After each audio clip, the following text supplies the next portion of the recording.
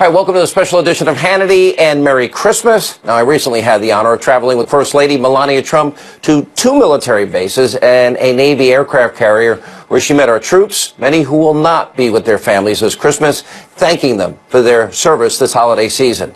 Now, later we're going to have highlights of her visit with those brave men and women that protect our freedoms every day. But first, here is my exclusive one-on-one interview with Mrs. Trump aboard the USS George H.W. Bush. Madam First Lady, thank you so much for doing this. So you said before you came here, and I watched you with all these troops today, you said that this is about our troops, our families who sacrifice daily for our freedoms, our hearts, our prayers, with all of our deployed soldiers, sailors, airmen, Marines who will not be home for Christmas. And so you decided to do this trip. Tell me more about that. I wanted to come and visit military families and also the servicemen and women. It's very important that we support them. Holidays are coming, not many of them, they will be with their families. So for me it's very important to show them that the President and I and the country, we are behind them. You know what's amazing? So we're on the USS George H.W. Bush, who recently passed away. They put as many as 5,000 people on this ship.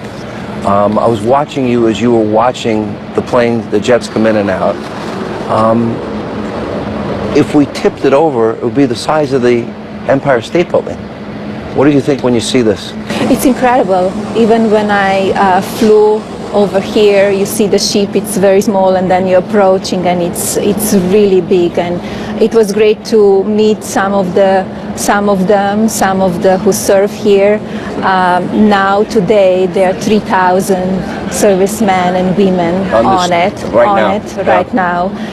And I saw the airplanes taking off and landing, and it's incredible what they do. The cost of freedom is high, very high. We forget sometimes, don't we? Correct. Yeah. I watched you as you worked the rope line, as you spoke with the families.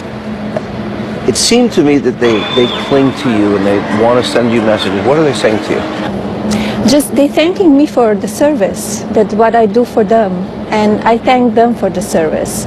I guess I see that we have incredible support out there, and they see what I'm doing and that I'm here for them and to support them. Yeah. Let me ask, so I would say, I told a lot of people I was going to be interviewing you, there is a curiosity about you. I don't know how you take that, but I think a lot of people know your husband who's so outspoken, and you've been behind the scenes, but you're making it out more. You went on your trip. You went to what, Nigeria, Ghana, Malawi, Egypt? Yes, I went to the 4 countries. I started with Ghana and Malawi, Kenya and Egypt. I did a 5-day trip in Africa on all those 4 countries. It was an amazing trip, and they were very happy I came there, and I worked with the USAID. So we are helping them to become self-reliant. Yeah. I noticed in interviews, one of the things you often say, that first you defined yourself in the ABC interview. I thought it was a really interesting question. As a mom, a wife, as the First Lady of the United States, as a friend, and then you talked about that you're confident, you're very focused, and you used the term, stay true to myself. You use that term a lot. And I want you to expand on that. What does that mean? Considering, and I'll ask you about your roots a little bit, but that stuck out to me. I do what I think it's right. I know I will get the criticism from the public or from the media, but I will do what is right and what I feel it's right for the country and for the people. And that's what I say. I want to stay true to myself and listen myself and what to do and what is right, what is wrong, and live meaningful life every day. You talked about that this is temporary. You see it as temporary. Would you want to stay for a second term? I think my husband, he's doing an incredible job. The country does best ever. So yes, I think I want that the country continue to do well. You come from a small town in Slovenia, and I don't think you've talked a lot publicly about your journey from that small town to Paris, to all these major cities, from there to New York City. Tell us about that journey. Were your parents with you? Were you a model and alone? What was it? After my studies, I went into the modeling business, and I lived in Milan and Paris, and in 1996 I moved to New York. And then my career, I loved it, and I stayed in New York, and here we are today.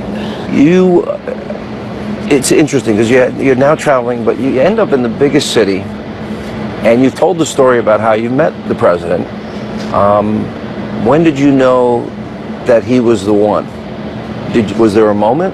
We had a great chemistry when we met in 1998, and we started dating, and we dated for a long time before we got married, and we got married. We had a son, but we had a great chemistry from the day one. Yeah. Was there a moment that you realized, wow, small town Slovenia, now I'm the First Lady of the United States and I'm living in the White House? Was there a moment that you realized this is real? It's incredible, especially when you think about it, your life, where you were born, and all the steps you took. I took a lot of steps. It's not just like you end up here. You learn a lot on the way here, and in my business, in fashion business, it's a tough business as well. And here the politics, it's as well, it's a tough business, and you need to have very thick skin. Yeah, what's been the hardest for you since you've become First Lady? It's been the hardest thing that you have to deal with? I would say the opportunists who are using my name or my family name to advance themselves, from comedians to journalists to performers, book writers. Does it hurt? It doesn't hurt. The problem is they're writing the history, and it's not correct. And especially when there's speculation about you and your family and your marriage, and you've addressed that in past interviews? Yes, I did. And they like to focus on the gossip, and I would like that they focus on the substance and what we do, not just about nonsense. What was it you said if he ran, you knew he would win? Why did you know? I told him, if you run, because I knew him, I knew how he connects with the people. He built an incredible business, and his mind is into the business and to make America great and successful. So I saw how he connects with the people. So that's why I said, if you run, you will win, and it's a possibility. I know people want to know this. Do you often weigh in on the issues of the day with the president? I know you do watch a lot of news. You're very aware of what's going on. What do you think in terms of, insight could you give us, maybe a better way to ask it, as to how, when you feel strongly about something, that you would relay that to him? I wish to have time to watch more news, but I don't. You don't? And I hope you watch Hannity. I'm very busy with my office and traveling and doing my work. Yes, I watch you, and I sometimes also tape the shows, and if I have time, I watch it. But I know exactly what's going on. I follow what's going on, and I give my husband advice and my honest opinion, and sometimes he listens and sometimes he doesn't. If I look at the two of you, and I know the two of you pretty well, I've known him for a very long time, I don't think there could be two different styles. He fights, he's combative, you've discussed the issues of tweeting and social media, and you've even said you've asked him to tone it down a little bit. How does that go over? Well, we could see it. Meaning it's not working, okay. I don't agree with his tone sometimes, and I tell him that. So, as I said before, sometimes he listens, sometimes he doesn't. Have you ever stopped him, like he was going to say something and you said, I said to him, you know, I don't think you need to tweet that out. But on the end, it's his decision. He knows the consequences. He's an adult, and you know, but he's a fighter. He's the fighter. You know, it's interesting because you saw the exchange, I assume, yesterday with him and Yes. Chuck Schumer and Nancy Pelosi. And I gave my commentary on it. I said, that's what America elected. Correct. Somebody that fights hard for promises. Correct. What would you want America to know about him behind the scenes that maybe they don't see or know, that maybe the media would never portray about him? That he's fighting for the American people every day, every day. He wants to govern the right way, and sometimes it's tough because you could see that media wants to bash and focus on negativity. Let's talk about the media. And there's been a lot of controversy because he says it's fake news, or some of it's fake news. Do you agree? Some of it it's fake news. I would say don't believe everything what you hear and what you read. Not all of it, but some of it, it's fake news. Even your young son has been brought into this at times. That doesn't, that would make me angry. Does that make you angry? It does make me angry because children should be off limits. And I protect him and I want to give him normal life as possible. This is not normal life, but I like to protect him and give him the childhood that he deserves. Do you feel it's working out as best you can? I've met him. He seems like a young, very respectful, happy kid.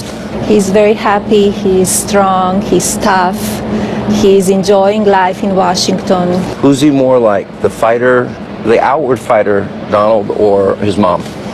He has both qualities. He's a fighter. He's a fighter. He has a soft, beautiful heart, but he's a fighter too, and he's very strong.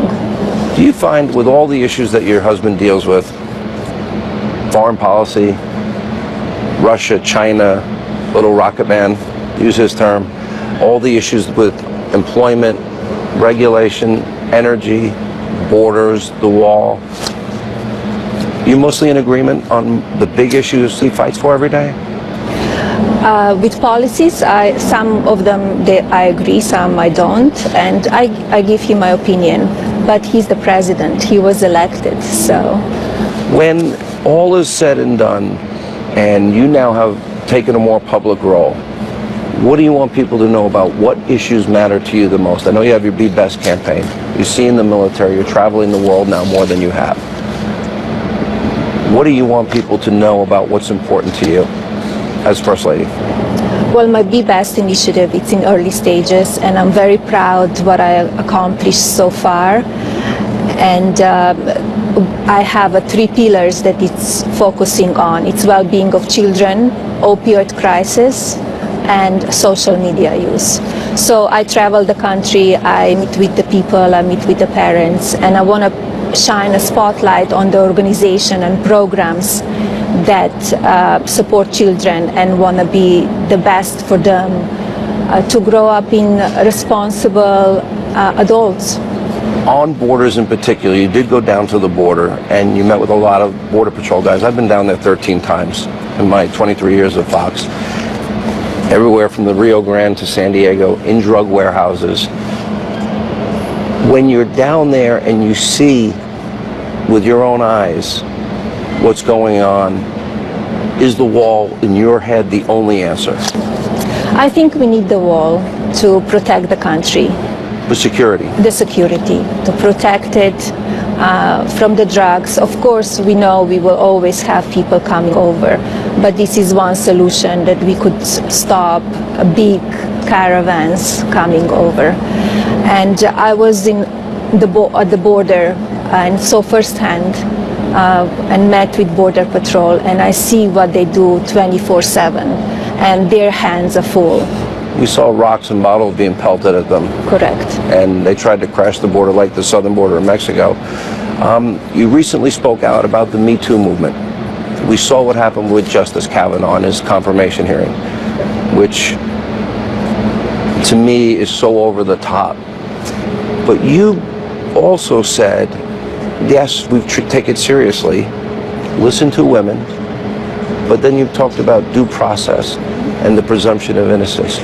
Do you feel that's missing in this movement?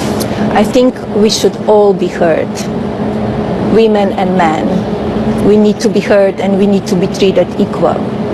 Remember every time before we ever heard from some of the individuals in the Justice Kavanaugh case, you'd hear people say, I believe. We hadn't heard from anybody.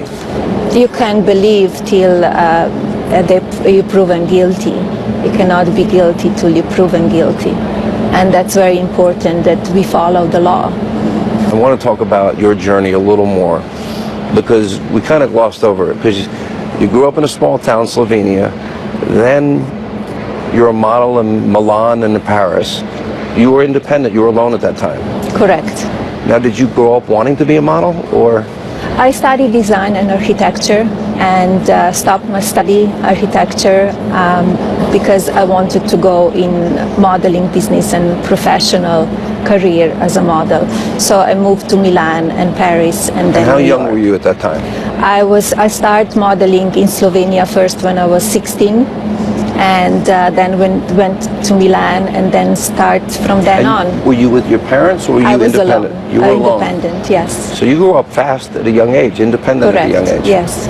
As you look back on that and then your journey from Paris and Milan to New York, did that make you the person that says that they are confident, a good friend, and true to herself? Yes. My journey made me that. Madam First Lady, thank you so much for being with us. We really appreciate it. Thank you. All right, we're just getting started. Coming up next on this special edition of Hannity, the First Lady's Christmas message to the troops. That's next.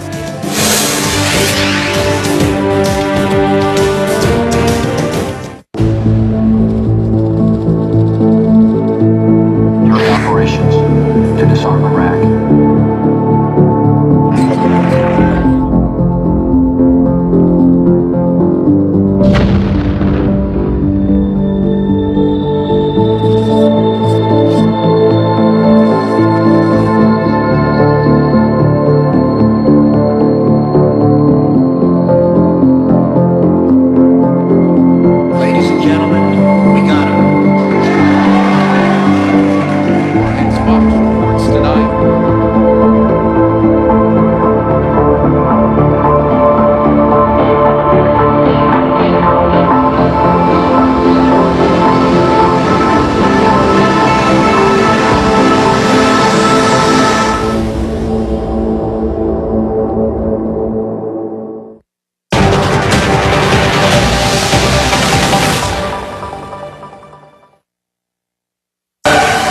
Has more Golden Globe nominations.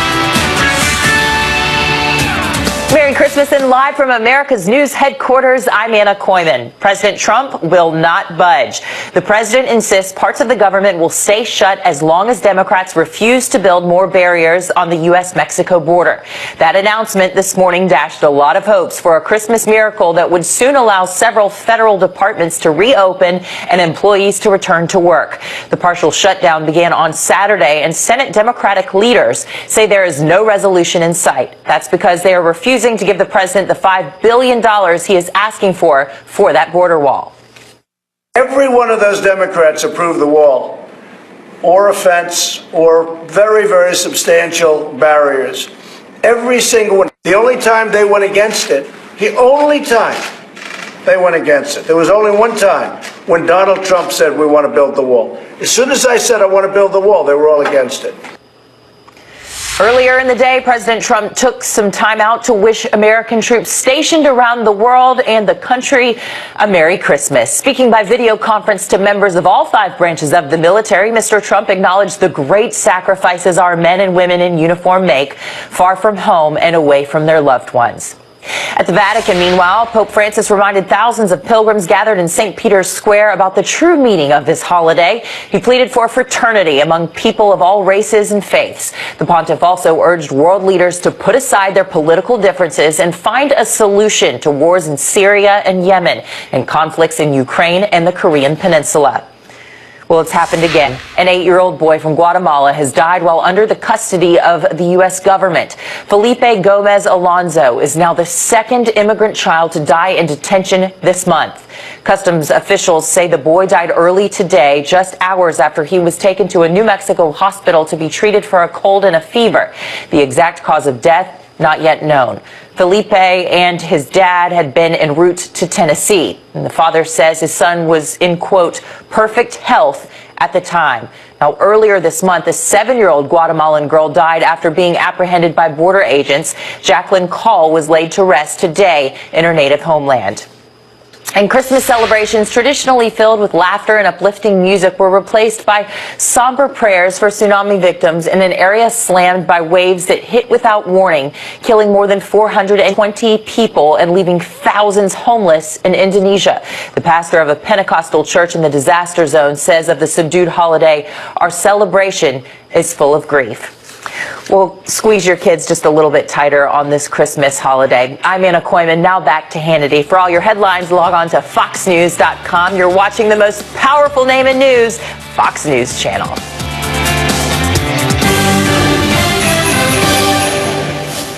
Welcome back to the special edition of Hannity. Now, during the First Lady's recent visit to 2 military bases and the USS George H.W. Bush, she thanked the brave men and women that are out there serving this country every day, all during the holiday season as well. And here was her Christmas message to the troops. Take a look.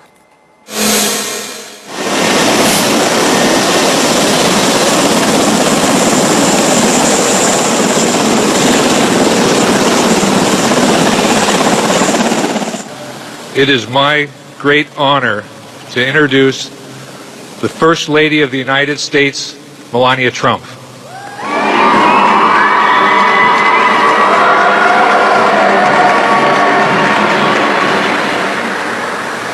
Good morning. Thank you for the kind introduction, Deputy Secretary Shanahan. I want to start by thanking the Joint Base Langley UTIS for having us here. I'm looking forward to spending time with you and your families today.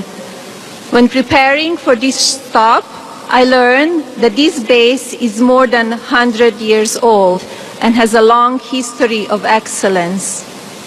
I also learned that the airmen and soldiers in this room have set up after natural disasters like Hurricane Michael, and that many of you have recently returned home from deployment.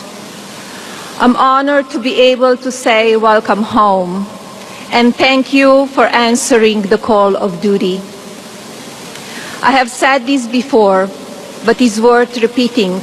We know that we are free because you are brave, and I speak on behalf of my husband when I tell you we are forever grateful for your service.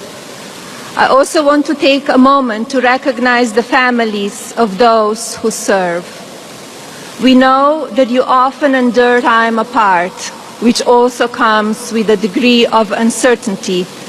And some of you are here today while your loved ones are far away.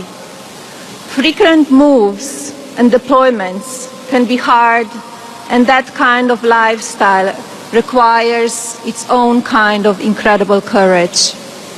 Please know that your sacrifices do not go unnoticed or unappreciated, and the President and I thank you for all that you do. After we leave here, we will be flying to the USS George H.W. Bush aircraft carrier to visit with the crew on board. That stop will not only allow me to visit with more members of our military, but it will be very meaningful after the recent passing of President Bush. We continue to keep his family in our thoughts and prayers. I'm looking forward to the tour of the F-22 Raptor, but before we get started, I want to let you all know that the President and I are so grateful and have unconditional appreciation for all that you do. This administration will always stand with the men and women of the United States Armed Forces. and the families that support them. Merry Christmas and Happy New Year to all of you, and may God bless you, your families, and the United States of America.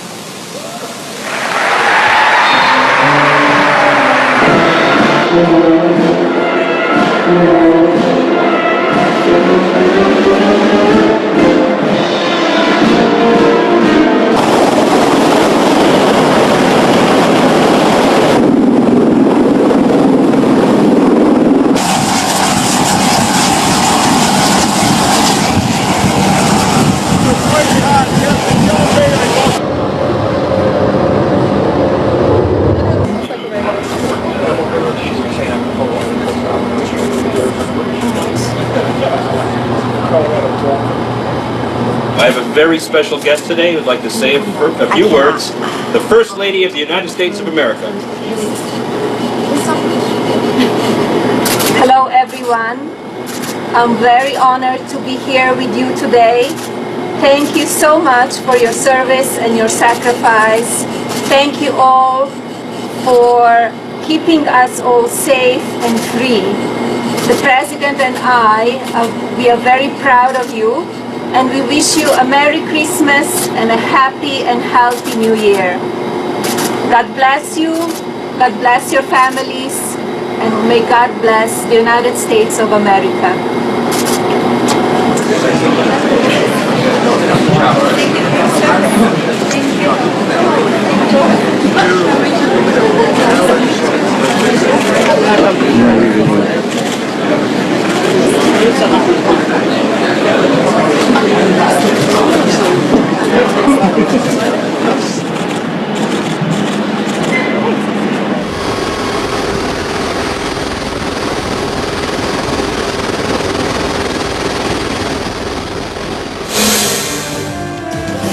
Coming up next on the special Christmas edition of Hannity, country music superstar, our friend John Rich. That's next. Take something for your brain with an ingredient originally discovered in jellyfish. Welcome back to the special Christmas edition of Hannity. So I recently sat down with country music artist, our friend John Rich, to talk about our mutual love of country music, our military, and American values. Take a look. All right, not only is he one of the greatest country music artists of all time, big and rich, he has become a dear and wonderful and personal friend. Yes, sir. All right, so Redneck Riviera whiskey. Okay, I want to put this up.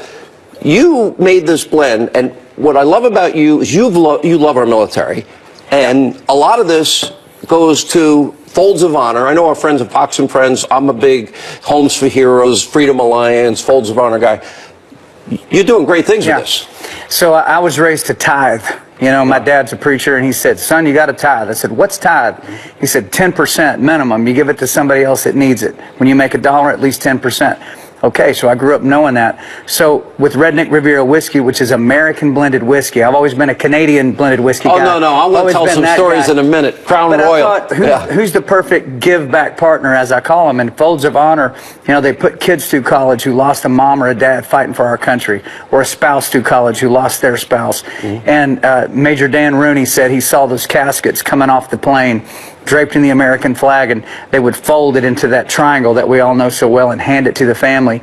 And it went through his mind, we got to do something for these families. What happens next? And so he started Folds of Honor, and they're giving out thousands and thousands of scholarships and grants every single year. Redneck Riviera whiskey now has paid for 37 college grants this year alone. You're mad. You had a goal of 40. 40 was my goal. Wait a minute. People can still help. So how does it work? You know, it's really simple. So redneckriviera.com, man. Just if you're sitting at your computer, type that in. It says store locator. You click on that, put in your zip code. We're in 41 states right now, so we're basically all throughout America. It's easy to find. All right, so I've known you for a long time, and you know I'm a huge country music fan, and you've been with us on Concerts for Heroes, and we've done a lot of work together. Yeah. Okay, here's what the funny thing. I'm watching you come on the country scene. You know, what is it? Save a horse, ride a cowboy. Okay. And you do this other song, the 8th of November, which is amazing. Holy Waters and another amazing. These are all great songs I love that you guys do.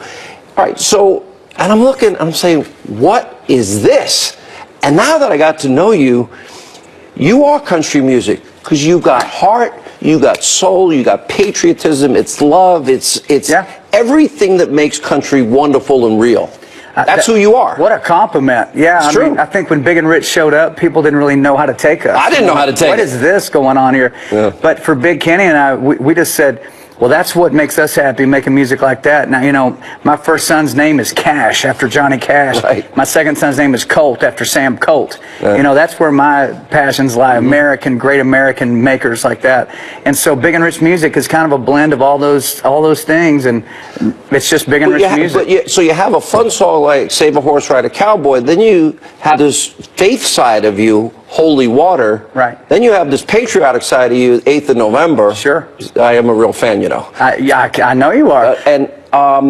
It's all, but you sort of blend it all together, and it's the human experience. Well, when you're a songwriter, which I am, and so is Big Kenny, you don't just write about one thing. You write about everything that goes on in your life, and I think that's a great thing about country music, is it speaks to literally every element of life, the happy parts, the sad parts, the crazy parts, the more, you know, serious parts. All of that exists in your life. So as a songwriter, you get to put pen to paper and turn that into music. See, that's what I love about country music, because you go to a concert, watching you guys in concert, I've watched you now many times. It's an ebb and flow. It's like an emotional ride. Yeah. You know, it's hot. Everyone hopping up on their feet, going crazy. Yeah, Cowboy Troy, you know. Cowboy Troy, right? Yeah. And we invite veterans and active duty up onto our stage. Every over night. 1,000 shows in a row. You remember the footage from Las Vegas when the shooting happened. And we have everybody sing God Bless America every single show for over 1,000 concerts. We invite those vets and active duty on stage and give them the mic and let them say whatever they want. Then we give them a shot of that. Yeah, all right. So you, Redneck Riviera, you own a bar in Vegas. And you say, and you got one in Nashville, Tennessee, downtown. Okay. And if you're a vet, tell everybody, any vet that goes to your bar, what happens? Yeah, if you go to Redneck Riviera and you're a vet or active duty, we roll out the carpet, man. We'll comp your drinks, buy one, get ones, whatever you want. You get a shot for free in the back. We call it a hell yeah shot. Hell yeah That's a shot of Redneck Riviera whiskey. How do you blend this with your dad, who's a fire and brimstone preacher? Right. And here we are, I'm selling whiskey. Well, you know, my dad said, well, are you tithing on it? And I said, yes, sir. He said, to who? And I said, Folds of Honor. What do they do? And I told him, I said, so what do you think? He said, well, Jesus didn't turn the water into Dr. Pepper. He said, just be careful. I said, all right. But he didn't drink it. His dad didn't drink. No, absolutely not. How did he raise you? We're kind of twins, because I was incorrigible as a child. Right. I can relate to that. I think we would have been buddies. Let me tell you a story, and maybe this will sum it up. So, no, I'm not exactly like my dad. He's a preacher. I'm a country singer, and I'm out here swinging it around, you know, going for the American dream. As to how I see it. My dad and I pulled up a flatbed trailer in front of the prison in Nashville, Tennessee. I walked out onto it. They brought out 2,000 prisoners. I sang a few songs to them, got them warmed up, and then turned it over to my dad, and he preached for an hour, and then had an altar call at the prison through the chain link fence. We do stuff like that together. So, you know, we have a very tight relationship. We're different people, we're different men, but we're this tight. So, a little secret nobody knows about us. Okay. You're wondering, is it going to be... Uh-oh, which one is it? No, it's not going to be that bad. So, on my radio show, you wrote me a line for the show. You remember what it is? I did, because you said on the bus one night, you said, John, you're a writer. I need something great to kick my show off. And I went, I said, Sean Hannity firing torpedoes of truth at a wall of lies. You got it. And you went, I did. Can I have that? I went, yes. And I took it. You should pay me for it at some point, to be honest. Come on. What is this? Big time. I'm going to donate to your charity. Okay, How's that? that'll work. All right, John Rich, I appreciate all the best. We love you. Thank you. Tell Kenny we said hi. Will do, and, sir. And all the best for this. RedneckRiviera.com. That's it. Merry Christmas to you. Merry Christmas, sir. God bless you and to your family, too. Yes, sir. And up next on the special edition of Hannity, special season's greetings from the brave men and women of our U.S. military.